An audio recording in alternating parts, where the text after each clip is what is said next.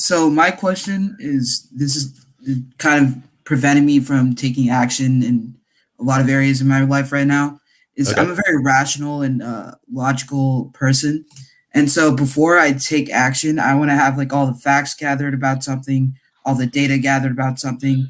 So I want to have like a good working theory of what it is I'm about to do. So Mhm. for example, like one of the things I'm trying to get into is like journaling with Okay. stoicism, like like Stoics, they journal or like meditation or something like that, right? Then I'm like always trying to find like, okay, is this worth it for me? What's the pros and cons? I'm always evaluating something before actually starting it. Right. And so I'm just kind of stuck in that zone. You know what I mean? And so Perfect. this Mhm. like if I want to do, should I start a blog for my business? Should I start using this marketing channel? I'm always stuck in that kind of evaluating mode. And Okay. so, yeah, So I've actually got a course on my other site on Simple Programmer called 10 Steps to Learn Anything I've Quickly. I've taken that. I've Okay. taken that. Yeah. Good. So let's apply that exact same thing to this, right? Which is sort of like that like the first step is to get the lay of the land, like look at the bigger picture of things, right? To get a general understanding of what it is, right? Yeah. And then I think that the next step is to like to figure out exactly what you want to do and to carve out a smaller piece of that, right? And then really like the first real learning step is to leap before you look, right? It's to jump in to the deep end of the pool and start swimming, right? So you learn more by just taking action, right?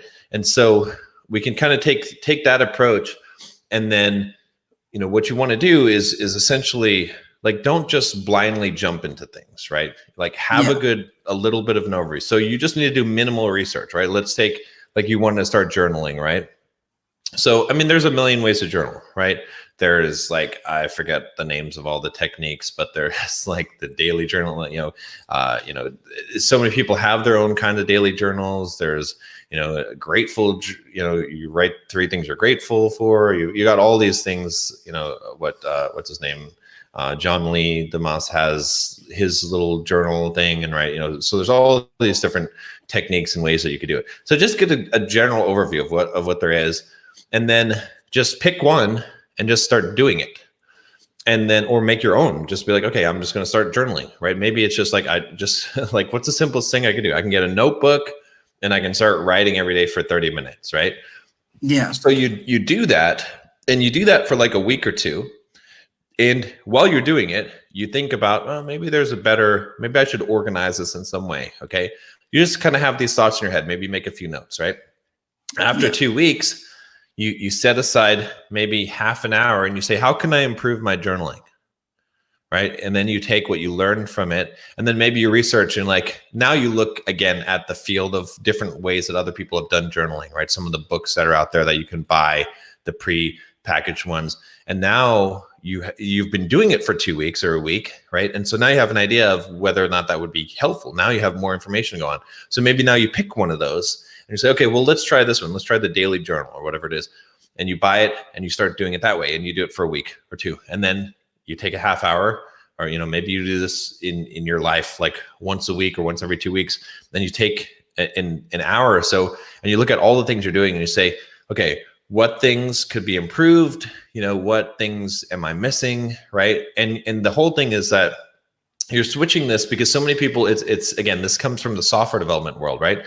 Because in software development, there's 2 ways of developing software. There's like the waterfall method and there's the agile method, right? Yeah. Yeah. And the waterfall method means that we plan everything up front. We get all the requirements, we do the analysis, we sketch out the design for something, and then we build it and we hope that that's what we need, right? The agile method is an iterative process. It says, okay, well, we do the minimum thing possible, and then we iterate on that, and we iterate on it. So it's the same thing here. You don't want to, because people do this all the time with business ideas, with investing, with all kinds of things. And the problem is that you gain the majority of the information when you actually do something, because it's a feedback loop, right? So imagine if you're trying to fly a plane, right? Let's say that you're flying a commercial airline, let's say from Los Angeles to New York City, okay? You cannot just chart a course, no matter how much you calculate the wind and the, you know, and all of the environmental factors and the temperature of the air and everything. You cannot just program the plane and set a course and have it automatically go there, right? Pre-programmed, Yeah. because there's variables along the way. Instead, what a autopilot in a commercial airline does is it knows where it wants to go, and it adjusts all the time, right? So it's going too low, so it adjusts, brings the altitude back up. Okay, it's slightly off course, so it steers to the right, steers to the left, right? It's constantly adjusting at you know, at an infinite number of intervals in order to get to that course. So it's the same exact thing. You want to be able to adjust. So my best advice is plan a very little bit up ahead, come up with your best idea, then put yourself into it, and then iterate, adjust until you become better and better and better. And then you find the thing that actually works, and you get that process down. Yeah, I think one of the kind of things that caused me to go in this mode is I don't want to waste time on doing the wrong thing for too long.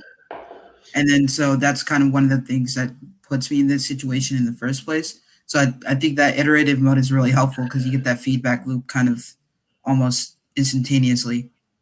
Yeah. And the thing I think too about wasting time is that nothing is really a waste of time. Like if you're learning, if you're, you know, you have to use it as, you have to realize that like in any amount of success, there's going to be more failures than successful steps, right?